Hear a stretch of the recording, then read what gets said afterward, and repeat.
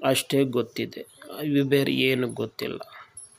ಆಮೇಲೆ ಹೋಗೋ ಸ್ಟಡಿ ಮಾಡಿ ಸರ್ಚಿಂಗ್ ಥರ ಮಾಡಿ ಆವಾಗಲೇ ಒಂದು 20 ವರ್ಷ ಮುಂಚೆನೇ ನಾವು ಬಂದು ಆನ್ಲೈನ್ ಪಾಯಿಂಟ್ ಚೆಕ್ ಮಾಡಿದ್ದೀವಿ. ಇದೇ ಫೀಲ್ಡ್ನಲ್ಲಿ ಒಂದು ಡಿಫ್ರೆಂಟಾಗಿ ಮಾಡಬೇಕು, ಎಲ್ಲರೂ ಮಾಡೋ ಥರ ಬೇಡ.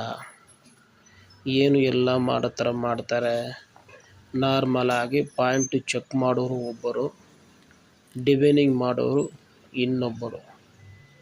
ಅದು ಯಾಕೆ? ಎಲ್ಲ ನಾವೇ ಮಾಡೋಣ ಅಂತ ಒಂದು ಐಡಿಯಾ ಮಾಡ್ಕೊಂಡ್ಬಿಟ್ಟು ನಾವೇ ಚೆಕ್ ಮಾಡಿ ನಾವೇ ಬೋರಲ್ಲಿ ಹಾಕೋದು. ಸೊ ಈ ಥರ ಚೆಕ್ ಮಾಡೋ ಟೈಮ್ನಲ್ಲಿ ಒಂದು ಕ್ವೆಶ್ಚನ್ ಬರ್ಬೋದು, ಸರ್ ನೀವೇ ಚೆಕ್ ಮಾಡಿ ಬೋರ್ನಲ್ಲಿ ನೀರು ಬಂದಿಲ್ಲ